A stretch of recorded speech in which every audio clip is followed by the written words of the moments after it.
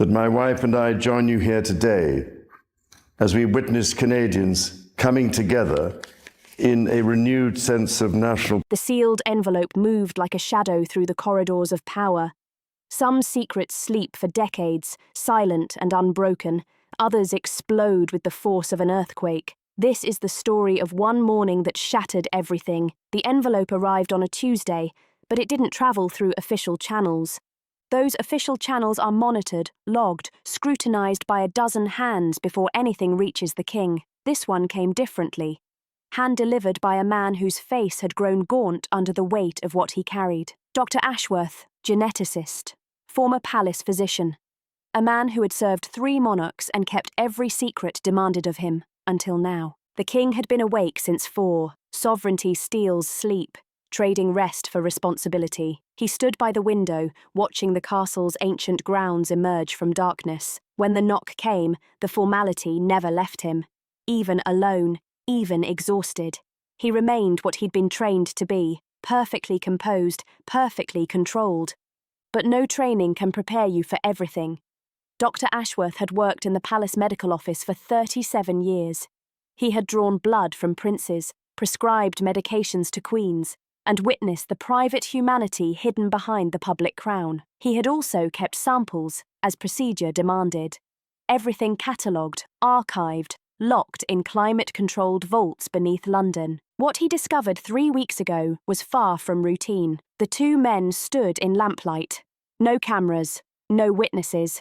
History unfolding in a vacuum. Dr. Ashworth's voice trembled as he spoke.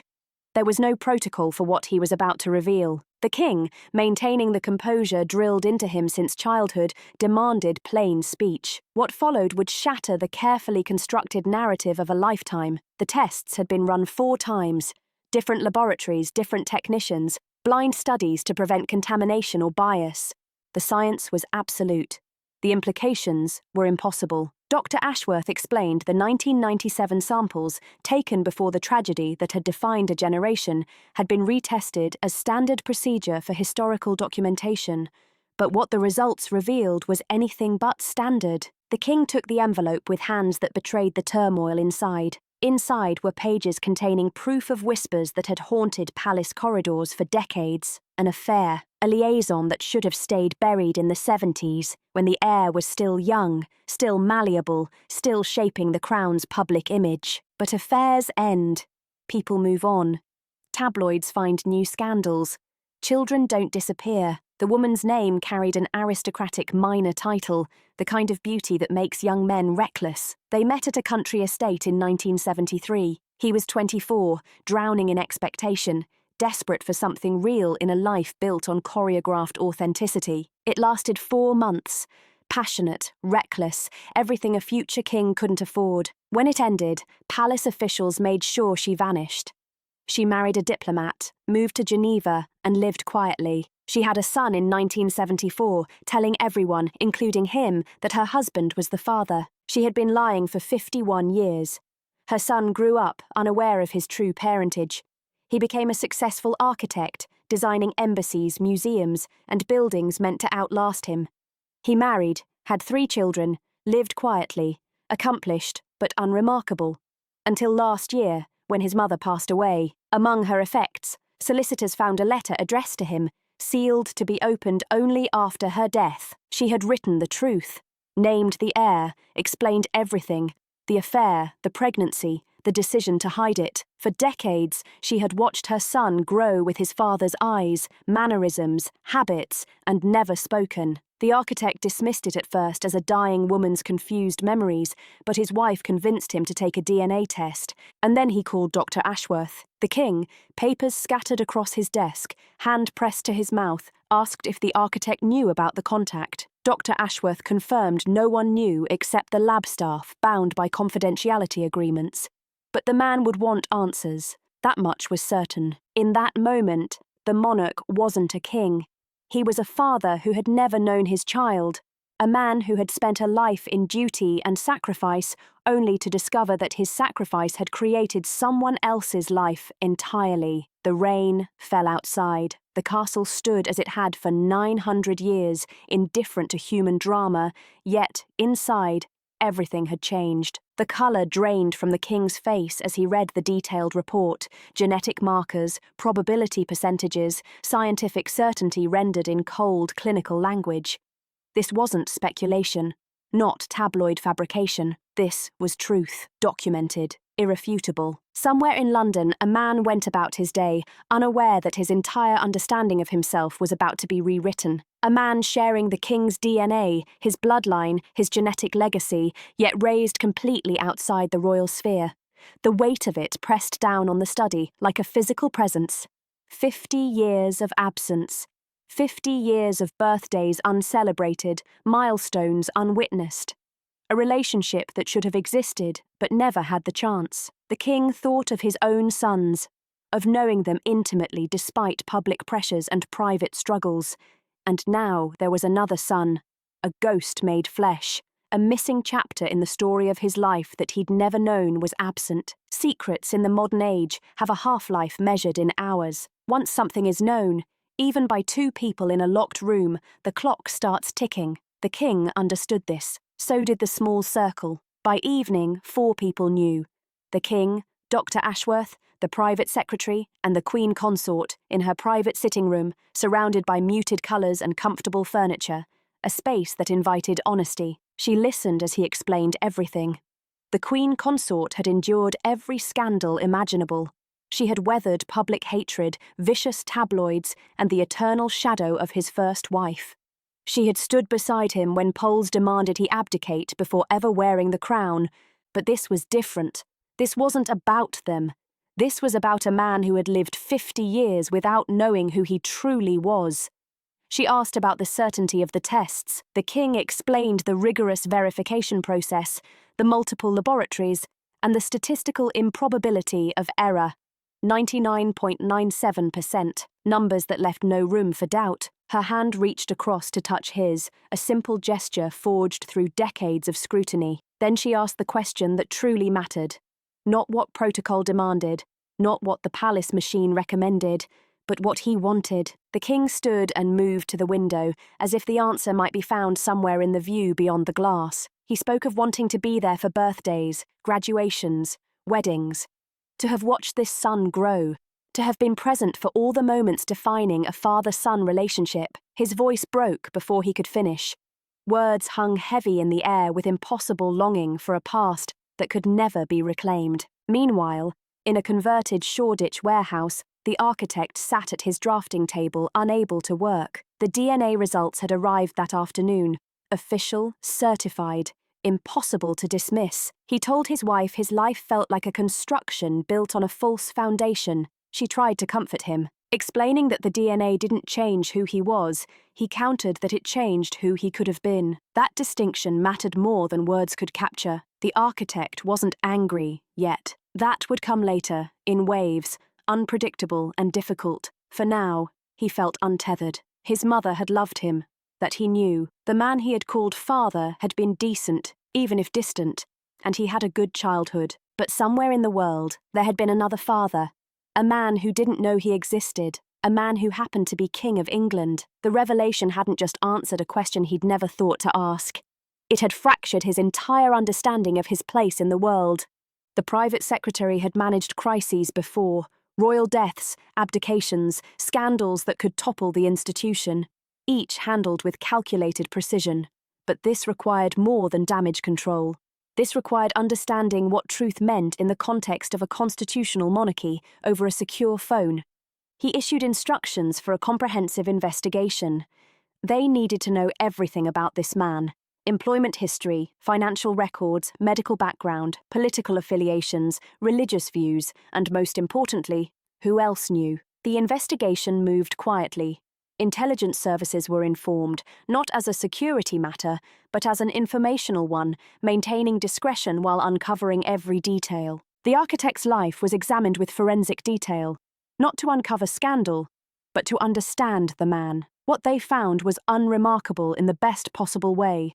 A successful career, a stable marriage of 26 years, 3 thriving children, no criminal record, no radical politics, no tabloid vulnerabilities. A life ordinary, but solid, dependable, Exactly the kind of life that could never have been predicted by palace schematics. He was, by all accounts, exactly what the crown needed him to be: decent, grounded, principled. But decency doesn't make royal scandals simple. It complicates them. A problematic, illegitimate son could be dismissed, isolated, quietly paid off. A good man, thriving, suddenly discovering he was the king's son. That couldn't be managed. It demanded humanity, connection, honesty, rather than strategy or containment. The palace machinery, so adept at managing threats and controlling narratives, found itself facing a dilemma. There was no spin, no containment plan. The story was fundamentally human, defying protocol, impossible to frame in a press release. In the palace conference room, aides gathered for a strategy meeting with no strategy. The private secretary laid out the narrow, awkward choices available. They could reach out privately, arrange a cautious meeting, attempt to bring the architect into some understanding, or they could wait, preparing for the inevitable. His going public. That inevitability hung over the room like a storm cloud. People talk. The architect's wife knew, perhaps his children. Laboratory staff had signed confidentiality agreements, but such documents are fragile against curiosity and circumstance. They had to act as though the truth would surface. Because it would, the Queen Consort offered a radical alternative. Simply acknowledge the architect as the king's son and deal with the consequences. The room absorbed the idea in stunned silence. Radical simplicity, truth, unvarnished, carried a weight that private acceptance never could. It meant public declaration, rewriting history, explaining why a 50-year-old man had just been recognized as royal blood. It meant succession questions, titles, the carefully curated image of the crown, all of it spinning outward like cracks in glass. But the king made his decision. He would meet the architect first. The man deserved that much. Humanity came before headlines. Dr. Ashworth drafted a careful invitation, precise and gentle, not a summons. Would the architect meet privately with His Majesty to discuss the recent medical findings? Within an hour, the response arrived. Simple, affirmative, unhesitant. Thursday it would be. 2 days away. 48 hours for a king to prepare for meeting the son he had never known, for an architect to prepare for meeting the father who had never known him. The location. The king's private Cotswolds estate, a sanctuary where he could be himself, stripped of as much ceremonial armour as possible. Outside, the world continued unaware. State visits, parliamentary debates, celebrity gossip. Life went on as if nothing had fundamentally shifted. But in those gardens, in 2 days, 2 men separated by 50 years would meet to find language for the inexplicable. To begin, perhaps, or to confirm the impossibility. Thursday arrived with a perfect English morning, clear skies, gentle warmth, as if nature itself staged the scene. The estate's gardens displayed decades of patient cultivation, every careful hedge, every flowering border, every sweeping lawn a testament to time, attention, and care. The king had barely slept. The Queen Consort had stayed through the night, not offering solutions because there were none, just presence, a silent companion in the impossible. In the morning, he dressed casually, something rare, and checked his reflection. Not vanity. He needed to see himself as his son might see him. What if he hates me? The king asked aloud. She countered. Or what if he doesn't? The question hung between them, neither answer comforting. A car approached through the grounds, security discreet, minimal. Inside sat the architect, suit impeccable. Because what else does one wear to meet the father who happens to be king? He told his wife he felt as if attending his own trial. She held him steady. Neither of them was on trial. They were 2 men trying to understand the truth. The car stopped.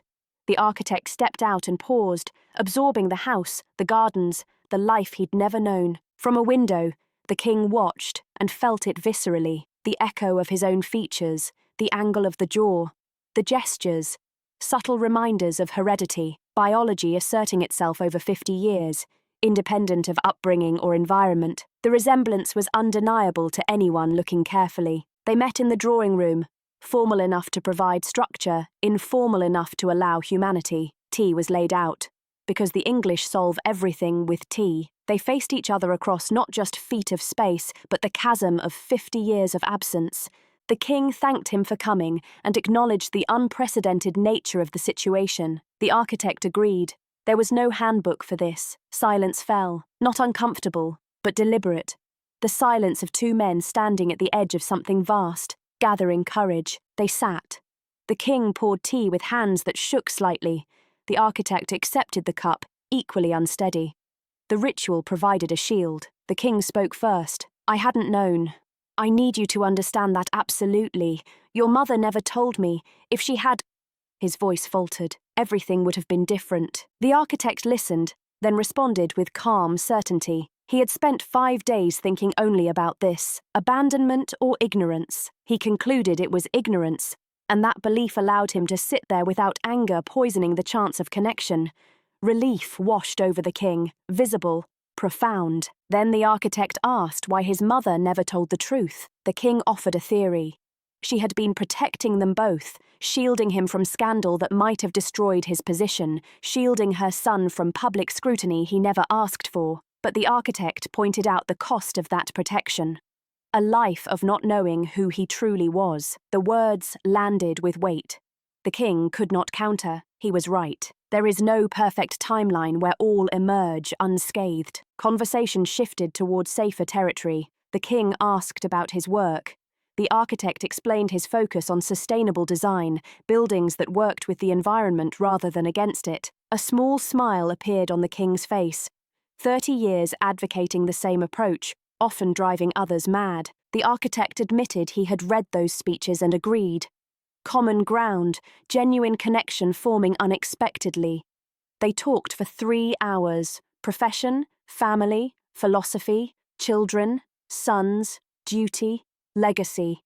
Names carrying weight before lives had even begun. They spoke of the woman who had kept the secret, her love palpable even in absence, making the king ache for never having known her fully. The king led the architect through his gardens, explaining organic principles, rewilding projects, the balance of intervention and letting nature lead. The architect understood professionally, but also viscerally. He grasped the need to build things that last, things that serve something beyond ego. They stopped at a wildflower meadow. The architect explained his children did not yet know their royal grandfather. He needed to meet the king first, understand what it meant before changing his family's understanding of themselves. The king asked what he would tell them. Simple. The truth. Biology is strange. Secrets can span decades. Their grandmother had kept a secret that probably saved multiple lives. Standing there in that meadow, surrounded by flowers the king had planted with his own hands, royal composure finally cracked. Training to contain emotions, to present a face regardless of internal reality, has limits. In that garden, with this man who lived a life he never touched, something broke open. Tears fell. The king spoke of having missed everything, of never being there for any of it. The architect's response was simple, profound. No, he hadn't been there before, but he was here now. Presence mattered. A beginning, fragile, complicated, but undeniable. They returned inside as afternoon faded into evening. Tentative plans for future meetings were made. Families involved agreed that public acknowledgement would eventually come, but not immediately. Both needed time. The institution would have to adjust to this new reality. As the architect's car pulled away, the king stood in the drive, watching until it disappeared, letting the weight of possibility settle into the quiet dusk. Around the bend, the queen consort emerged from the house and gently took his hand. He told her he had a son he would never truly know, and that son had a father who could never give him back the years that mattered. Yet it was something. It was real, and in that fragile truth, it would have to be enough. The sunset spread across the estate, golden and indifferent, the grounds beautiful, oblivious to human drama, life continuing in its quiet, unbothered rhythms regardless of revelations. The next morning, the king woke with a clarity he hadn't felt for days. He immediately contacted the private secretary with instructions, begin preparing a statement for eventual release and reach out to his other sons. They needed to hear this from him first. Not tabloids, not palace sources. The truth would surface. The only question was whether they would control how it emerged, or allow chaos to dictate the terms. Confronting your sons about a half-brother demanded a different kind of courage than facing the public or navigating constitutional crises. This was intimate, personal, a family complication immune to titles, protocol, or public expectation. The king requested to meet his elder son first, then the younger separately. Each processed information differently. One through careful analysis, the other with immediate, raw emotion. Early evening, the heir arrived, face set in the careful neutrality he had perfected over years of public life. They met in a private office, the space heavy with unspoken history, the weight of his late mother's duty, and the slow reconciliation of differing approaches to the same impossible role. The king began cautiously, admitting there was no easy way to share what he needed to. The heir's first instinct was fear, someone dying. The king assured him no one was ill, but it was complicated. He explained methodically. An affair in the 70s, a pregnancy kept secret, the woman's silence maintained for 50 years, the architect living in total ignorance, and finally, the DNA results that proved everything beyond doubt. The heir absorbed it all. The rewriting of family history, the branching of a family tree once thought precise, the undeniable complications to succession and legacy. His face shifted slowly, from confusion to comprehension to something unreadable after a long, loaded silence. He asked if the architect knew yet. The king explained he was telling him first, respecting his position. Then came the question that truly mattered. Did their mother know the ghost? The king explained, no. This predated her, long before he had met her. The heir, inheriting his mother's instinct for emotional truth, observed that she would have hated it, the deception, the secret child. She had been shaped and wounded by royal compartmentalization. This secret would have confirmed all her fears about the institution. The king acknowledged the painful truth. His mother would indeed have demanded honesty, and she would have been right. The heir processed the information thoughtfully, weighing consequences as he had been trained to do since birth. He asked about the architect's character. The king described him: decent, thoughtful, a sustainable architect, married with 3 children, living a good life beyond royal machinery. The heir's observation carried recognition, not bitterness. This half-brother had lived a life protected from the weight of their position. Irony lingered. He spent his life inside the machinery of royalty, the architect entirely outside it. Both paths had their costs, their advantages, their burdens. The king expressed his wish that the heir meet the architect when ready, along with his wife and children, calling the architect family. The heir questioned whether biology alone made someone family. The king agreed, but added, family was not less than genetics either. Later that evening, the king met his younger son at another residence. The dynamic differed.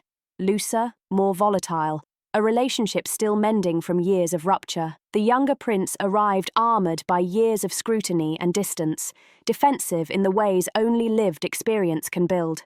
The king recounted the same story. The reaction was immediate, visceral, cutting to old wounds. Another secret, another truth nobody thought to mention until it exploded. The king insisted he had genuinely not known. The younger prince paced, arguing that someone must have known, palace staff, handlers, administrators, and had buried it. This was his lifelong struggle, the institution protecting itself at the expense of individuals. He had witnessed it consume his mother, then his wife, every new secret confirming his understanding of palace priorities. The king explained. No one had known, not even the late queen. This had been buried by one woman trying to protect everyone involved. The younger prince demanded to know what came next. Would they acknowledge the architect, grant him a title, pretend 50 years of absence didn't matter? The king said the truth would be acknowledged, and they would build something from it. That was all anyone could do. The prince stopped pacing, meeting his father's eyes, tension softening as the hope for growth contended with decades of disappointment. He said he wanted to meet the architect, not for a photo op or palace-managed introduction, but genuinely to assess if he was worth knowing. The king clarified. The architect wasn't seeking protection or publicity, only understanding his own life. The prince softened further, recognizing shared experience, both men shaped by mothers who carried painful secrets. In the following days, The conversations continued. The heir's wife joined the discussions, offering practical intelligence, a stabilizing influence. She asked detailed questions about the architect's wife, children, and the life implications of sudden royal connection. Her approach was neither judgmental nor sentimental, merely attentive to the human dimension of unfolding events. The royal grandchildren were told in age-appropriate ways. The young princes and princesses discovered new extended family, responding with curiosity, adaptability, and a refreshing disinterest in political or constitutional implications. Their focus rested on simpler joys: football, games, connection, providing the adults some relief amid complexity. A family dinner was arranged at the castle, a gesture of normalcy. The children played, adults conversed around the enormous unspoken presence at the table, the absent architect, omnipresent in thought. The heir's wife spoke quietly to the king about attending the next meeting with the architect. She suggested an outsider's perspective could help frame questions without decades of emotional baggage clouding judgment. The king gratefully agreed. Across London, the architect sat with his own family, mirroring the royal gathering. He told his children, 23, 20, 17, about their newfound royal connection. They processed the revelation remarkably well. His eldest asked if they were related to the young royals. Technically, yes. His son exclaimed it was mental. His daughter asked practically what this meant for daily life. The architect's wife provided grounding wisdom. Nothing changed unless they chose it to. The families, ordinary yet extraordinary, navigated this new reality simultaneously. The architect watched his children face the news with resilience and grace, proud and sorrowful at once. They hadn't asked for it, but they met it with maturity, while the secret expanded beyond its original circle. The private secretary's team implemented containment protocols, fully aware that true containment was impossible. Someone would speak, as always. The question remained: could they control the narrative, or would chaos decide? Palace lawyers prepared statements. Communications staff developed scenarios. The machinery of crisis management roared into life, while the humans at the centre tried simply to navigate unprecedented emotional terrain. Night fell over London. Two families, separate yet connected by DNA, faced the future, grappling with the implications of a truth decades in the making. Neither had chosen this path, but both had to navigate it. The king stood at the castle, looking out over the grounds illuminated by security lights, somewhere in the city beyond. His son, his newly acknowledged son, was probably looking out at his own view, equally uncertain about what tomorrow would bring. The institution would survive this. It had survived worse, but institutions aren't what matter. People do. And the king knew he had failed a person who deserved better. The only question now was whether acknowledgement, however late, counted for something. Whether 50 years of absence could be balanced, even partially, by presence. Whether two men, separated by circumstance, could build something real from the fragments of what might have been. The revelation broke at 6:47 a.m. on a Tuesday. Not through official channels, not via carefully managed palace statements, but through a leak. Someone at the laboratory, a friend of the architect's, or simply a person who had overheard and could not resist the currency of royal scandal. Headlines spread like wildfire. Secret royal son. DNA confirms king's hidden affair. By 7 o'clock, every major outlet had picked up the story. By 8, the architect's home was surrounded by cameras and reporters. By 9, the palace was in full crisis mode. Emergency meetings convened. The private secretary, communications team, and lawyers gathered with the precise, controlled panic of institutions under siege. They had two options: deny and investigate, or confirm and control. Given that the DNA evidence was legitimate and already public, denial would only make matters worse. A statement had to be issued within the hour. The longer they stayed silent, the more the narrative would spiral beyond their control. But the king wasn't at the palace.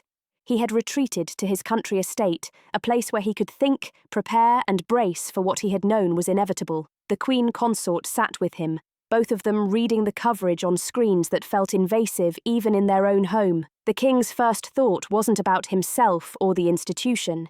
It was about protecting the architect from the storm about to engulf him at his home. Security personnel struggled to hold back the press that had materialized overnight. The architect's wife tried to shield their children from the chaos erupting outside. Inside, the architect stared at his phone as hundreds of messages and media requests poured in. He observed to his wife that this was the life the king had lived for decades.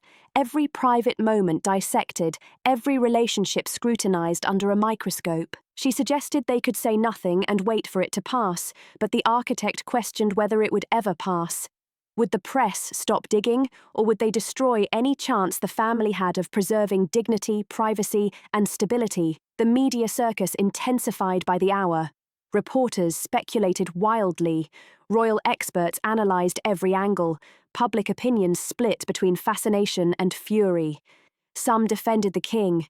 This occurred before his first marriage, a private matter from decades ago harming no one. Others attacked him. For secrecy, for alleged abandonment, for layering yet another complication onto the already complex legacy of royal propriety. The narrative fractured along predictable lines. Truth became secondary to tribal allegiances. The architect, unwillingly thrust into public consciousness, became a reluctant celebrity. Photographers compared his features to the king's side by side. Articles dissected his career, family, and personal life. Desperate for scandal, they found none. The architect's life was exactly what the initial investigation had revealed: good, stable, respectable. His existence contradicted every expectation for tabloid drama, making the story even harder to frame. Outlets manufactured controversy, allegations of secret palace payments, false claims of titles or financial demands, completely invented disputes and imagined resentments, mostly false.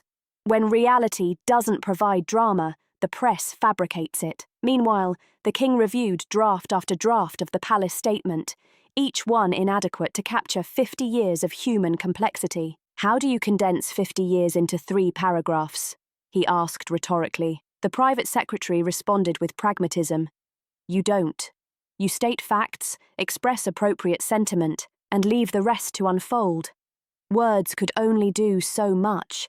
The statement was finally released on official palace letterhead, measured in language that said everything and nothing simultaneously. It confirmed the DNA results, acknowledged the king had been unaware of the architect's existence until recently, expressed his sincere wish to build a private relationship with the architect and his family, and requested that the media respect their privacy during this sensitive time. That last request teetered on the edge of naivety. The architect watched the statement on television. Something broke in his expression, not anger, but exhaustion so deep it was almost physical. He observed to his wife that the king was protecting the institution. He understood, intellectually, but the statement was careful, diplomatic, lacking any sense of the human reality they were experiencing. It was truth filtered through protocol, safety, and public relations. The phone rang. An unknown number. He almost didn't answer, weary of journalists and curiosity seekers. Then he did. The king's voice came through, unsteady, unmistakably genuine. He apologized for the chaos engulfing the architect, acknowledging that this was not how he had hoped it would unfold. The architect listened, then responded with painful honesty. "It doesn't have to be like this. Not between us personally." One was king, the other an architect, suddenly reduced to a headline. They existed in different universes. Silence stretched over the line, the weight of their truths landing hard. They spoke for 30 minutes. The king, desperate to maintain the fragile connection they had begun to build. The architect, overwhelmed by sudden exposure, the destruction of his private life. The conversation ended not with resolution, but with the agreement to speak again. Neither knew when that would be, or how long the storm would last. Days passed. Coverage shifted, but never disappeared. The architect's life had been irrevocably altered, privacy obliterated. Children faced sudden, unwanted fame. Photographers followed them to school. Reporters called extended family. The architectural firm that employed him received hundreds of interview requests. The life he had built over decades was picked apart by strangers. A week later, they arranged another meeting, not at the king's country estate, now a potential target for surveillance, but at a private Scottish estate. Minimal staff, no press. Only the king, the architect, and the conversation they needed to have without the world watching, judging every word. Rain fell against the windows of the Highlands estate, a rhythm almost meditative. In the drawing room, neutral territory belonging to neither world, the king spoke first. He didn't know how to be the architect's father. The architect responded with equal honesty. He didn't know how to be the king's son. His father had passed 6 years ago. Now, he had a genetic connection to a man he didn't know, with no lived history. They considered what could be built. The king asked, "What should we do?" The architect, methodical and deliberate, suggested a framework. Not father and son. Too much time had passed, that ship had sailed. But something else, 2 men, related by blood, seeking to understand each other. No titles, no institutions mediating their interactions. Only the human connection they could create from impossibility. The king agreed. Over the following hour, they made plans. Private dinners, carefully managed but informal. The architect's family would meet the royal family, not as a royal encounter, but as extended relatives navigating a complicated shared history. It wouldn't be easy. Tabloids would photograph everything they could, speculation would be endless, privacy would be minimal. But they would try anyway, because trying was the only option that led anywhere meaningful. Weeks later, a private garden party at the estate brought together the king and queen consort, the heir, his wife and children, the architect, his wife and their children. Everyone was slightly uncomfortable at first, but present and willing. The heirs, eldest and the architect's eldest, discussed university choices and career plans. The younger royal daughter and the architect's youngest bonded over a shared interest in art. The architect's son and the youngest royal prince kicked a football around the garden while the adults watched. Grateful for the children's uncomplicated acceptance of this new family configuration, the king observed the architect with the grandchildren, his biological grandchildren, through this newly discovered line, feeling the strange displacement of watching a life he could have shaped but didn't. Parallel realities haunted each other quietly. The heir's wife spoke softly to the king, noting that everyone looked happy. That wasn't nothing. The king acknowledged it, but admitted it wasn't enough either. She accepted the truth, but suggested that it was still a beginning. Sometimes beginnings are all you have to build on. The gathering continued into the afternoon. Laughter occasionally broke through the awkwardness. Small connections formed between people who shared genes but not history. It was slow, difficult work, building something from fractured foundations. No one pretended it was normal or easy, but everyone showed up, and that mattered more than perfection. Heritage could shape them, but it need not define them. The king sent birthday cards, attended the architect's eldest daughter's wedding 2 years later, tried in small, meaningful ways to be present in a life whose foundation he had missed. They met for dinner 4 or 5 times a year, slowly constructing something that didn't fit traditional categories, but was real nonetheless. Years passed. Brief glimpses of the king and the architect at various events, formal and informal, marked their growing comfort. Not father and son in the traditional sense, but family in a complicated modern form. The architect's children interacted naturally with their royal cousins, 2 family trees, long grown separately for half a century, gradually intertwined. In private moments, the king allowed himself to feel what he had been trained not to: regret.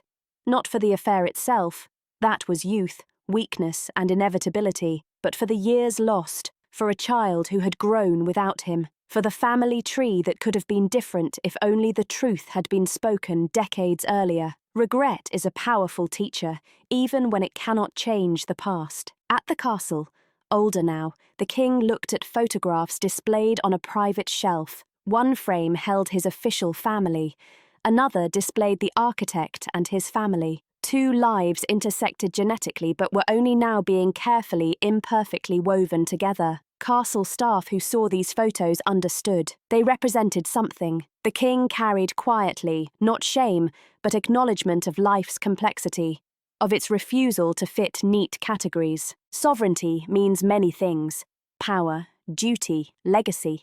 But it also means being human while in a role that demands you be more than human, making mistakes that become historical record, and learning to love imperfectly and publicly with the world watching and judging, and never fully understanding the complete picture. The king had broken down when he first read those DNA results, alone in the privacy of his castle. He wept for the son he never knew, for the life he could never reclaim. Yet he had stood up again, faced the architect, faced his family, faced the public and their judgment. And he was trying, imperfectly, belatedly, but genuinely trying, to build something real from the fragments of a secret that should never have been kept. That's all any of us can do, royal or not.